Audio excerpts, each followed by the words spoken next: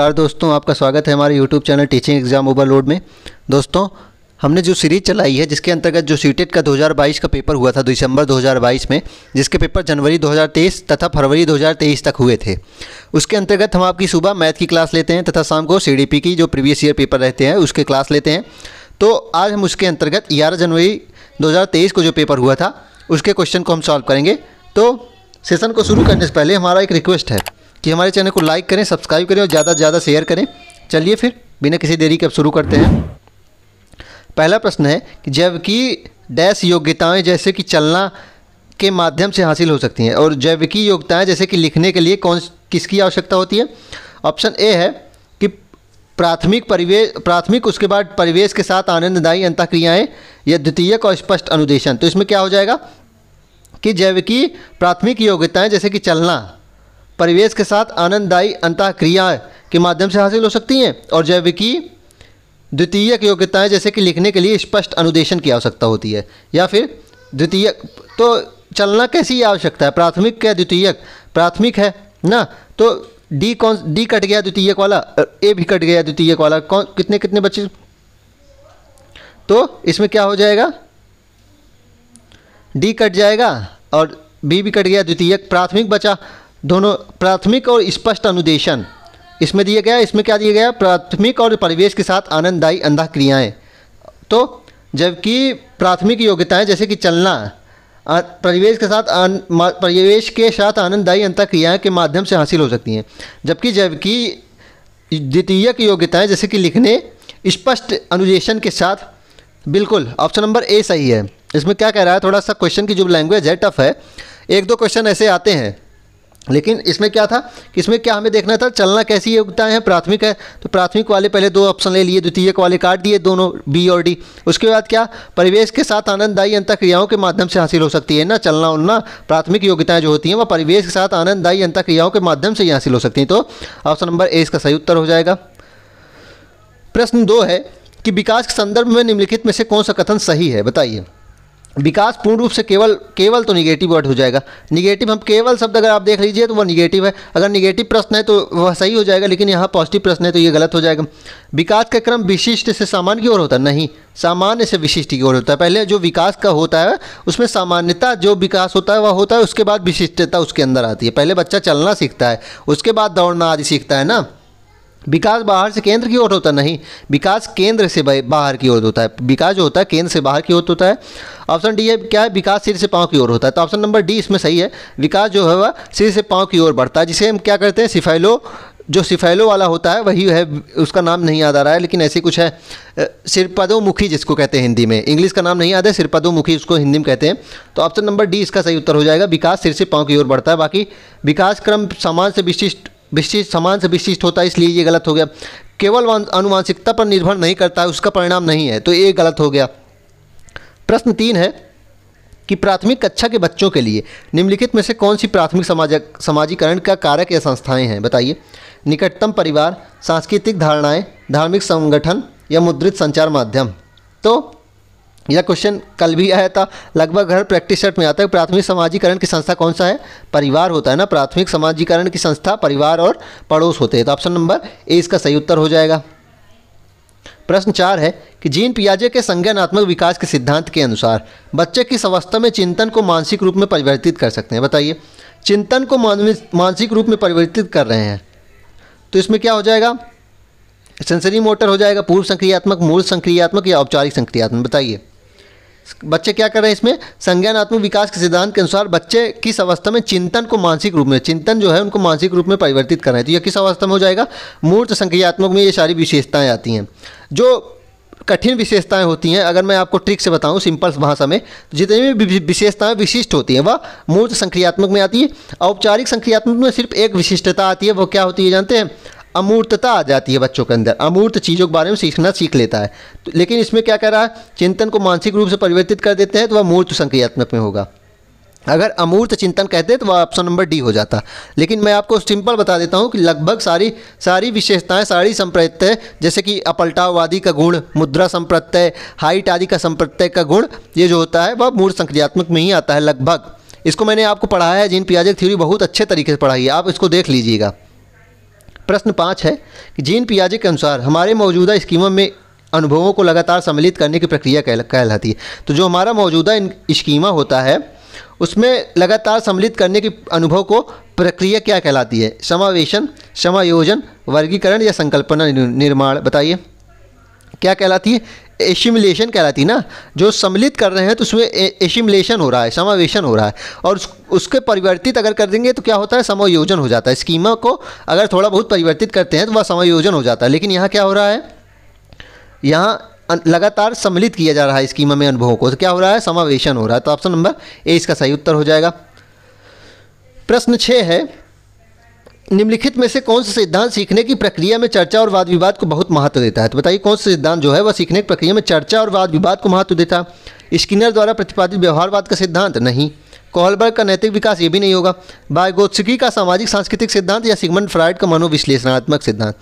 तो वाद विवाद, संस्कृति, वो चर्चा और वाद विवाद क्या है? समाज से संबंधित है ना। अब समाज संबंधित थ्योरी किसकी थी? स्किनर की नहीं थी, कोहलबर्ग की नहीं थी, सिगमंड फ्राइड की भी नहीं थी, किसकी थी? वाइगोत्स्की का सामाजिक सांस्कृतिक सिद्धांत ही है ना। तो जो स्किनर, इनका वाइगोत्स्की का सामाजिक सिद्धांत है, सांस्कृतिक सामाजिक सिद्धांत, वही चर्चा और वाद विवाद को महत्व देता है सीखने के लिए। तो ऑप्शन नंबर सी इसका सही उत्तर हो जाएगा।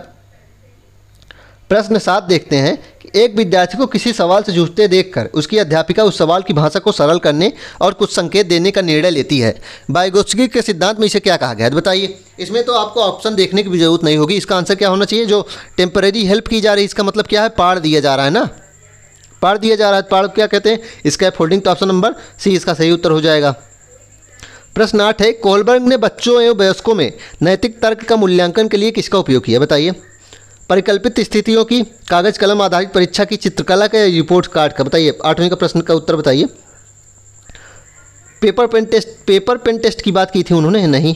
चित्रकला की बात भी नहीं की थी, रिपोर्ट कार्ड की भी बात नहीं की थी। उन्होंने क्या कहा था? हाइपोथेटिकल सिचुएशन के अनुसार बच्चों में जो नैतिक विकास होता है उससे मूल्यांकन किया जा सकता है कि जो सिचुएशन जब आएगी तो उसमें बच्चा कैसे अपना विशेषता दिखा रहा है। मतलब किसी अगर सिचुएशन में पढ़ रहा है, कोई डरने वाली सिचुएशन है, तो उसमें बच्चा अपना दिमाग कैसे लगा रहा है, इसके अनुसार उसके नैतिकता का विकास किया जा सकता है, उसका मूल्यांकन किया जा सकता है। तो ऑप्शन नंबर ए इसका सही हो जाएगा। कोहलबर्ग ने परिकल्पित स्थितियों द्वारा नैतिक तर्क का मूल्यांकन करने की बात कही थी। प्रश्न 9 देखते हैं। 9 प्रश्न है कि रचनावाद का समर्थन करने वाले किस महत्व देते हैं? तो रचनावाद का समर्थन करने वाले किसका महत्व देते हैं? बताइए। बाल केंद्रित पाठचर्या, सांस्कृतिक रूप से अनुत्तरदायी, नॉन रिस्पॉन्सिव, गलत। ओवर लुकिंग द इंडिविजुअल, व्यक्तिगत विभिन्नताओं को अनदेखा हमें कभी नहीं करना, ये हर दिन बताता हूँ मैं। कन्वर्जेंट वेज ऑफ थिंकिंग, हमें डाइवर्जेंट थिंकिंग, अर्थात डाइवर्जेंट थिंकिंग को हमें ज़्यादा उसको देना है महत्व, कन्वर्जेंट थिंकिंग को नहीं करना है। कौन सा हो जाएगा? बाल केंद्रित पाठचर्या जो होता है रचनावाद में, उसको महत्व दिया जाता है। ऑप्शन नंबर ए हो जाएगा इसका आंसर। प्रश्न 10 कहता है कि बुद्धिलब्धि परीक्षणों की आलोचना इसलिए की जाती है? बताइए। बुद्धिलब्धि की परीक्षण जो होते हैं उनकी आलोचना क्यों की जाती है? ये सांस्कृतिक विविधता को ध्यान में रखते हैं, बुद्धि की विभिन्न क्षमताओं को एक समूह के रूप में मानते हैं, परीक्षण निष्पादन पर पर्यावरणीय कारकों के प्रभाव को नज़रअंदाज करते हैं, या फिर स्मृति, तर्क और मौखिक कौशलों के मापन में सामाजिक कारकों को ध्यान में रखते हैं। तो इसकी आलोचना क्यों की जाती है? क्योंकि ये निगेटिव पूछ रहा है। निगेटिव तो सिर्फ एक आंसर है ना। ये परीक्षण निष्पादन पर पर्यावरणीय कारकों के प्रभाव को नज़रअंदाज कर देते हैं। नज़रअंदाज करना निगेटिव वर्ड है, निगेटिव को भाई निगेटिव। सी ऑप्शन इसका सही उत्तर हो जाएगा। प्रश्न 11 है कि भाषा और विचार के संदर्भ में निम्नलिखित में से कौन सा कथन सही है? जीन पियाजे ने प्रस्तावित किया है कि भाषा संज्ञान में सहायक होती है।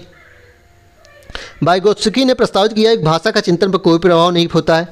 पियाजे ने प्रस्तावित किया है कि चिंतन करना भाषा को सीखने पर निर्भर करता है, या फिर वाइगोत्स्की ने प्रस्तावित किया है कि भाषा चिंतन को सुसाधित करती है। कौन सा ऑप्शन सही है इसमें?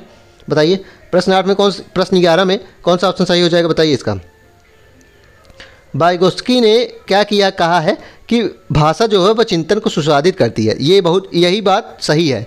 वाइगोत्स्की ने क्या कहा था कि भाषा चिंतन को सुसाधित करती है, मतलब भाषा चिंतन में मदद करती है। तो ऑप्शन नंबर डी इसका सही उत्तर हो जाएगा। प्रश्न है, जेंडर प्रमुख रूप से एक है, जैविक निर्मित है, सामाजिक निर्मित है, चिकित्सीय निर्मित है, या यादृच्छिक निर्मित है? तो बताइए। 12 जो होगा, जैविक क्या है, वो जेंडर क्या है? जेंडर क्या है? सामाजिक निर्मित है ना। लेकिन सेक्स क्या है? पूछ लेते हैं सेक्स क्या है, तो वह बायोलॉजिकल निर्मित है। तो जेंडर पूछ लिए हैं क्या है, तो वह सोशल या सामाजिक निर्मित है। लेकिन पूछ लेते हैं लिंग क्या है, लिंग क्या है, वह जैविक निर्मित है। सेक्स या लिंग जो होता है वह जैविक निर्मित है। यह प्रश्न बनता है। प्रश्न ये बहुत इंपॉर्टेंट है। लिंग क्या है जिसे सेक्स कहते हैं, वह बायोलॉजिकल निर्मित है, बायोलॉजिकल मेड है, कंस्ट्रक्ट। और जेंडर क्या है, वह सोशल सामाजिक। जेंडर जो है उसे हमने बनाया है। प्रश्न 13 देखते हैं, कथन और तर्क है। प्रश्न 13 में देखते हैं कि विविध सामाजिक आर्थिक पृष्ठभूमि वाले विद्यार्थियों की आवश्यकताओं को पूरा करने के लिए एक शिक्षक को मानकीकृत पाठचर्या अपनानी चाहिए। नहीं, मानकीकृत पाठचर्या थोड़ी ना अपनानी चाहिए, एक लचीला पाठ्यक्रम अपनाना चाहिए। तो कथन तो गलत हो जाएगा। तर्क है कि मानकीकृत पाठचर्या सभी प्रकार की व्यक्तिगत विभिन्नता, नहीं, मानकीकृत पाठचर्या सभी प्रकार की विभिन्नताओं को ध्यान में नहीं रखते हैं। तो ए और आर दोनों गलत हो गया। इसमें लचीला पाठ्यक्रम होना चाहिए ना। मानकीकृत पाठ्यक्रम का मतलब है कि एक मानक जिसमें तय रहता है, और क्योंकि विभिन्न पृष्ठभूमि से विद्यार्थी आ रहे हैं इसलिए जो मानक तय है उसके अनुसार थोड़ी ना बच्चों का उसकी पूर्ति हो जाएगी, इच्छाओं की या उनकी संतुष्टि थोड़ी ना हो जिस शिक्षण कार्य में। तो ए और आर दोनों गलत है। तो इसका ऑप्शन क्या हो जाएगा, डी हो जाएगा इसका आंसर। ए और आर दोनों गलत है। प्रश्न 14 देखते हैं कि रचनात्मक आकलन सत्र के अंत में होता है। बताइए, फॉर्मेटिव असेसमेंट जिसे कहते हैं असेसमेंट फॉर लर्निंग ना, सत्र के अंत में होता है या केवल मानकीकृत परीक्षणों के माध्यम द्वारा किया जाता है? समुचित शिक्षण अधिगम प्रक्रिया के दौरान किया जाता है या केवल एक विशिष्ट शिक्षक द्वारा किया जाता है? बताइए, इसका ऑप्शन क्या हो जाएगा कि समूची शिक्षण अधिगम प्रक्रिया में लगातार सतत होता रहता है। रचनात्मक आकलन जो होता है वह सतत और व्यापक रूप से लगातार चलता रहता है। तो ऑप्शन नंबर सी इसका सही उत्तर हो जाएगा। प्रश्न 15 है कि निम्नलिखित में से कौन से उपागम के द्वारा विद्यार्थियों में समालोचनात्मक चिंतन को बढ़ावा देने की संभावना है? बताइए, जो क्रिटिकल थिंकिंग है वह उसे हम कैसे बढ़ा सकते हैं? बंद अंतर वाले आधारित प्रश्न पूछ के नहीं, ओपन एंडेड पूछना है। परिकल्पनाओं को विकसित करने में विद्यार्थियों को सहयोग देना। अभिसारी कन्वर्जेंट थिंकिंग, अभिसारी थिंकिंग हमें नहीं बढ़ानी, हमें अपसारी चिंतन को बढ़ाना है। डाइवर्जेंट थिंकिंग बढ़ाना है। केवल पाठ्यपुस्तक पढ़ा के थोड़ी ना क्रिटिकल थिंकिंग का विकास होगा। क्या हो जाएगा, परिकल्पनाओं को विकसित करने में विद्यार्थियों को सहयोग देना। तो हमें स्टूडेंट को मदद करना है, उनके हाइपोथेसिस बनाने में स्टूडेंट की मदद करना है, तो उससे उनकी समालोचनात्मक चिंतन को बढ़ावा मिलेगा। तो ऑप्शन नंबर 20 का सही उत्तर हो जाएगा। प्रश्न 16 है कि अनुसूचित जनजाति जिसे शेड्यूल्ड ट्राइब कहते हैं एसटी के विद्यार्थियों के समावेशन को सफल बनाने के लिए क्या महत्वपूर्ण है? बताइए, प्रमुख समूह द्वारा पसंद की जाने वाली भाषा में पढ़ाया जाए, ऐसा है क्या? नहीं, ये नहीं, गलत है। उनके सांस्कृतिक ज्ञान और अनुभव को अनदेखा करना चाहिए, ये भी गलत है। उनकी अपनी स्थानीय भाषा में बनाई गई शैक्षिक सामग्रियों को उपलब्ध करवाया जाए या विद्यालय और उनके समुदाय के बीच सामाजिक दूरी कायम रखनी है, हमें सामाजिक दूरी बहुत कम करना है, ये गलत हो जाएगा। सांस्कृतिक ज्ञान को अनदेखा कभी नहीं करना है। और पहला ऑप्शन क्या था कि प्रमुख समूह द्वारा, मतलब प्रमुख समूह मतलब 30 बच्चे हैं, उसमें 15 बच्चे अगर हिंदी वाले हैं तो क्या हिंदी में ही पढ़ाना चाहिए? नहीं, लचीला पाठ्यक्रम और लचीली भाषा का प्रयोग करना चाहिए। इसीलिए तो बहुभाषावाद का संप्रत्यय आया था, त्रिभाषा सूत्र आदि इसीलिए आई थी। तो क्या हो जाएगा इसमें, उनकी अपनी स्थानीय भाषा बनाई गई है, शैक्षिक सामग्रियों को उपलब्ध करवाया जाए, मतलब उनकी जो स्थानीय भाषा में बनाई गई है भाषा है उसमें शैक्षिक सामग्री को उपलब्ध कराया जाए। तो ऑप्शन नंबर सी इसका सही उत्तर हो जाएगा। प्रश्न 17 है कि डिस्लेक्सिया से ग्रसित विद्यार्थी, बताइए, लंबे निबंध लिखने के लिए बहुत उत्सुक होते हैं, बहुत विकसित शब्दावली का प्रयोग करते हैं, पठन सामग्री को बहुत आसानी समझते हैं या पढ़ने के लिए अनिच्छुक होते हैं? बताइए, डिस्लेक्सिया क्या है? डिस्लेक्सिया जैसे इसको ट्रिक बताऊं तो लक्ष्य आ रहा है ना, लक्ष्य को पढ़ा जाता है तो इसमें क्या होता है, पढ़ने का विकार होता है। तो इसमें क्या होता है, पढ़ने के लिए अनिच्छुक होते हैं। इसको ऑप्शन देख लीजिए, लक्ष्य क्या है, लक्ष्य पढ़ा जाता है ना, लक्ष्य साबुन से इसको टिक कर लीजिए, तो इसके पढ़ने के लिए अनिच्छुक होते हैं। प्रश्न 18 है कि निम्नलिखित में से दृष्टिबाधित विद्यार्थियों के समावेशन में एक बाधक बनता है? बताइए, रिकॉर्ड की गई श्रव्य सामग्री दृष्टिबाधित है, श्रव्य सामग्री से कोई दिक्कत नहीं होगी। ब्रेल लिपि वाली पुस्तक से कोई दिक्कत नहीं होगी, वह दृष्टिबाधित लोगों के लिए ही बनी है। दृश्यात्मक सहायक सामग्री के मौखिक विवरण से थोड़ी ना उसको दृष्टिबाधित है, मुँह से थोड़ी ना उसको कोई दिक्कत है। लिखित सामग्री से उसको दिक्कत है। तो कौन सा ऑप्शन हो जाएगा, डी हो जाएगा। बाधक कौन सा बनेगा, लिखित या मुद्रित सामग्री व बाधक बनेगा दृष्टिबाधित विद्यार्थियों के समावेशन में। ऑप्शन नंबर डी इसका सही उत्तर हो जाएगा। प्रश्न 19 है कि निम्नलिखित में से क्या ध्यानाभाव एवं अतिसक्रियता विकार से संबंधित है? बताइए, कौन सा जो है अटेंशन डिफिशिएट ADHD किसमें है? बताइए, ADHD किसमें पाया जाता है? उच्च अवधान अवधि में, हाई अटेंशन स्पैन्स में, दृढ़ आवेगशीलता में, निम्न स्तरीय क्रियाशीलता में या सुनने के लिए विस्तारित धैर्य उसमें नहीं होता है। क्रियाशीलता उच्चतम होती है, ये भी नहीं होगा। उच्च अवधान अवधि, अटेंशन उच्च नहीं होता है उनका, जो अटेंशन होता है बहुत कम होता है, लेकिन क्या होता है उनके अंदर आवेगशीलता बहुत ज़्यादा होती है। जो इम्पल्सिविटी होती है मतलब बहुत तेज़ होते हैं। ADHD का मतलब क्या है, बच्चे बहुत तेज़ होते हैं वो, इसलिए उनको ADHD कहा जाता है, attention deficit hyper active disorder. तो इसका क्या हो जाएगा, ऑप्शन नंबर बी सही हो जाएगा। प्रश्न 20 है कि प्रतिभाशाली बच्चों की एक प्रमुख विशेषता होती है उच्च स्तर की बौद्धिक क्षमता, रचनात्मकता की कमी, बाधिक संप्रेषण कौशल या दूसरों के विचारों को नकल। तो जो प्रतिभाशाली बच्चे हैं वो नकल करते हैं? नहीं। उनके इम्पेयर्ड कम्युनिकेशन स्किल होती है, बाधित कौशल होता है? नहीं। रचनात्मकता की कमी होती है कि अधिकता होती है? कमी नहीं होती। और क्या होता है, उच्च स्तर की बौद्धिक क्षमता होती है। तो ऑप्शन नंबर ए इसका सही उत्तर हो जाएगा। प्रश्न 21 देते हैं, कथन और निष्कर्ष है। प्रश्न 21 जो है वो कथन और निष्कर्ष है। क्या कह रहा है कथन कि एक शिक्षक को विषय वस्तु को पढ़ाने के लिए उसे संबंध और संगठित तरीके से प्रस्तुत करना चाहिए। तर्क है कि सीखना एक निष्क्रिय प्रक्रिया है। तो पहला जो कथन है वह तो सही है, लेकिन जो तर्क दिया गया है निष्क्रिय प्रक्रिया सीखना वो गलत है। तो इसमें A is true and R is false है, क्योंकि एक शिक्षक को विषय वस्तु पढ़ाने के लिए उसे संबंध और संगठित करने का चाहिए। तो कौन सा हो जाएगा, A is true but R is false. A सही है लेकिन आर गलत है। तो ऑप्शन नंबर सी इसका सही हो जाएगा। प्रश्न 22 देखते हैं कि संज्ञान के समकालीन सिद्धांतों के अनुसार स्मृति क्या है। तो according to contemporary theories of cognition, cognition का जो पहले सिद्धांत है उसके अनुसार स्मृति क्या माना गया है, निर्माण करने में सक्षम है लेकिन विवेचना करने में अक्षम है। ऑप्शन बी है कि निर्माण और विवेचना करने दोनों में सक्षम है। विवेचना करने में सक्षम पर निर्माण करने में असक्षम है, न तो निर्माण में ना ही विवेचना करने में सक्षम है। तो स्मृति क्या माना गया है, वह निर्माण और विवेचना करने में दोनों में सक्षम है ना। तो ऑप्शन नंबर बी ही इसका सही उत्तर हो जाएगा, निर्माण और विवेचना करने में दोनों में सक्षम है। प्रश्न 23 है कि शिक्षार्थियों द्वारा ज्ञान के निर्माण को बढ़ावा देने के लिए एक विद्यालय को डैश शिक्षण शास्त्री प्रविधि को प्रभाव करना चाहिए। बताइए किसको बढ़ावा देना चाहिए, बाल केंद्रित को, परीक्षा केंद्रित को, शिक्षक केंद्रित को या पाठ्यपुस्तक केंद्रित। पाठ्यपुस्तक केंद्रित नहीं करना, शिक्षक केंद्रित नहीं करना, परीक्षा केंद्रित कहीं करना। मैंने बहुत बार बताया है कि बाल केंद्रित जो शिक्षा होती है वही सर्वाधिक उपयुक्त है, बाल केंद्रित शिक्षा जो है वही सर्वाधिक उपयुक्त है। तो ऑप्शन नंबर ए ही इसका सही उत्तर हो जाएगा।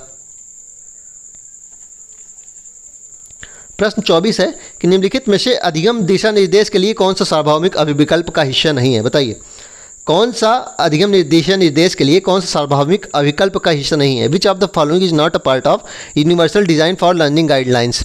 सहभागिता के बहुविध साधन, भेदभाव के बहुविध तरीके, प्रतिनिधित्व के बहुविध साधन या अभिव्यक्ति के बहुविध तरीके। तो बताइए प्रश्न 24 का क्या आंसर हो जाएगा। इसमें एक ही गलत हमको लग रहा है, कौन सा हिस्सा नहीं है, भेदभाव के बहुविध, मल्टीपल मीन्स ऑफ, हमें भेदभाव करना ही नहीं है। हमें अधिगम दिशा निर्देश में क्या करना है कि भेदभाव को बिल्कुल नहीं करना है, भेदभाव के बहुविध तरीके का उपयोग नहीं करना है। बाकी सारे सही हैं, बाकी सब सही हैं, लेकिन कौन सा गलत है, बी गलत है। तो नहीं का भाई नहीं, निगेटिव का भाई निगेटिव हो जाएगा। तो ऑप्शन नंबर बी इसका सही उत्तर हो जाएगा। प्रश्न 25 देखते हैं कि निम्नलिखित में से किसके द्वारा समस्या समाधान को बढ़ावा दिया जाता है। तो बताइए समस्या समाधान को किससे बढ़ावा दिया जाएगा, एनालॉजिकल थिंकिंग से, फंक्शनल फिक्सडनेस से, रिस्पांस सेट से या कन्वर्जेंट थिंकिंग से। कन्वर्जेंट थिंकिंग से नहीं, डाइवर्जेंट थिंकिंग से होता है। रिस्पांस सेट से नहीं होता, फंक्शनल फिक्सडनेस से भी नहीं होता, एनालॉजिकल थिंकिंग से होता है। तो एनालॉजिकल थिंकिंग से क्या होता है, समस्या समाधान को बढ़ावा दिया जाता है। तो ऑप्शन नंबर ए इसका सही उत्तर हो जाएगा। प्रश्न 26 है कथन और तर्क का। देखते हैं प्रश्न 26 क्या कह रहा है कि विद्यार्थी आने से पूर्व छोटे बच्चों में अपने परिवेश की समझ बनाने का सहज सिद्धांत मौजूद होता है। बिल्कुल कथन तो सही है। तर्क देखते हैं कि इस प्रकार की समझ पूरी तरह से अतार्किक होती है। नहीं, ये तो गलत कह रहा है, पूरी तरह से अतार्किक और अनदेखा करना चाहिए। नहीं, बिल्कुल तर्क गलत है, कथन सही है। तो इसमें क्या हो जाएगा, A is true but R is false. कौन सा ऑप्शन हो जाएगा, सी। ए सही है लेकिन आर गलत है। तो ऑप्शन नंबर सी इसका सही उत्तर हो जाएगा। प्रश्न 27 देखते हैं, भावनाओं के बारे में निम्नलिखित में से कौन सा कथन सही नहीं है। बताइए भावनाओं के बारे में कौन सा कथन सही नहीं है। भावनाएं कौशल को प्रक्रमित करने वाली सूचनाओं को प्रभावित करती हैं। बिल्कुल सूचनाओं को प्रभावित करती हैं भावनाएं। भावात्मक विकास परिवेशी कारकों से प्रभावित होता है। बिल्कुल होता है। भावनाएं और संज्ञान दोनों अपने आप में एक दूसरे से स्वतंत्र हैं या भावनाएं अधिगम के लिए प्रेरणा को प्रभावित करती हैं। बताइए कौन सा गलत है, भावनाएं और संज्ञान दोनों अपने आप से एक दूसरे से स्वतंत्र नहीं, एक दूसरे से संबंधित हैं, एक दूसरे से क्रियाशीलता है। भावनाएं अगर अच्छी रहती हैं तो संज्ञान अच्छा होता है। अगर भावनाएं आपकी खराब हैं, भावनाएं अगर खराब हैं तो आपकी जो संज्ञान है अगर सीखना भी खराब ही तरीके से होगा। तो ऑप्शन नंबर सी इसका सही हो जाएगा कि दोनों एक दूसरे से स्वतंत्र नहीं है। तो नहीं पूछ रहा था, तो इसमें कौन सा हो जाएगा, ऑप्शन नंबर सी हो जाएगा। प्रश्न 28 है कि निम्नलिखित में से कौन सा आंतरिक अप्रेरणा का उदाहरण नहीं है। तो आंतरिक अप्रेरणा किससे नहीं मिलती है, जिज्ञासा से, रुचि से, स्पष्टता के लिए चाहत या पुरस्कार पाने के लिए। तो पुरस्कार पाने का जो प्रयास किया जाता है वो क्या है, बाह्य प्रेरणा है। बाकी आंतरिक प्रेरणा जिज्ञासा है, रुचि है, स्पष्टता के लिए चाहत है। लेकिन जो पुरस्कार पाने की लालसा है वो क्या है, वह बाह्य प्रेरणा। तो ऑप्शन नंबर डी इसका सही उत्तर हो जाएगा। प्रश्न 29 है, सीखना अधिक प्रभावी होता है जब विषय वस्तु को वास्तविक जीवन के अनुभव के साथ जोड़ा जाए। बिल्कुल, और कोई ऑप्शन देखने की जरूरत ही नहीं। सीखना सबसे अधिक प्रभावशील कब होगा? जब विषय वस्तु को वास्तविक जीवन के अनुभव के साथ जोड़ा जाना चाहिए। बाकी भी देख लेते हैं आपको समझाने के लिए। पठन सामग्री बहुत अमूर्त, हमें मूर्त पढ़ाना है, अमूर्त करना ही नहीं। विषय वस्तु को संबंधित करना भी ऊपर ही बताया है, संगठित और संबंधित करना। पूर्व विज्ञान से संबंध बनाना है, ये भी गलत हो जाएगा। ऑप्शन नंबर ए सही हो जाएगा कि वास्तविक जीवन से विषय वस्तु को जोड़ना है। चलिए आज का अंतिम प्रश्न देखते हैं कि एक अनुकूल या समर्थित सीखने का वातावरण बनाने के लिए एक शिक्षक को क्या करना चाहिए, बताइए। विद्यार्थियों के बीच सहयोग को बढ़ावा देना चाहिए, विद्यार्थियों से बेहद कम अपेक्षाएं रखनी चाहिए, महारत उन्मुख प्रतिपुष्टि देने से बचना चाहिए, विद्यार्थियों को कोई स्वायत्तता नहीं देनी चाहिए। तो विद्यार्थियों को कोई स्वतंत्रता ही नहीं दिया जाना चाहिए, ये गलत है। महारत उन्मुख प्रतिपुष्टि देने से बचना चाहिए, नहीं, ये भी गलत है। हमें देना चाहिए उनको। विद्यार्थियों से कम अपेक्षाएं कम रखनी चाहिए, तो बहुत ही गलत बात है। क्या सही है? विद्यार्थियों के बीच सहयोग का बढ़ावा देना चाहिए। तो ऑप्शन ए हो जाएगा। प्रश्न 30 का आंसर क्या हो जाएगा? ऑप्शन नंबर ए, जिसको कहते हैं कि विद्यार्थियों के बीच सहयोग को बढ़ावा देना चाहिए। चलिए फिर आज हमने 30 क्वेश्चन देख लिया, तो आज का सेशन हम यही समाप्त करते हैं। आप कमेंट में बताइए कि आपके कितने प्रश्न सही हुए, और अगर आप इसका PDF प्राप्त करना चाहते हैं तो हमारे टेलीग्राम ग्रुप की लिंक जो है वह डिस्क्रिप्शन बॉक्स में दे दी गई है। आप टेलीग्राम से जुड़ जाइए ताकि आपको डेली क्लास के बाद जो PDF है उसको प्रोवाइड करा दी जाएगी। और एक इंपॉर्टेंट बात है कि कल आपकी जो है क्लास 6 to 8 की ज्योग्राफी की महामैराथन क्लास दी जाएगी, जिसमें क्लास 6 से 8 लेके जो NCERT का है पेपर 2 के लिए NCERT क्लास 6 से 8 तक की जियोग्राफी की क्लास मैराथन के रूप में चलाई जाएगी। तो इसको आप जरूर देखिएगा, इससे बहुत ज़्यादा पेपर में प्रश्न बनेगा। तो इसी के साथ अब हम विराम लेते हैं आज के सेशन में। चलिए फिर, धन्यवाद।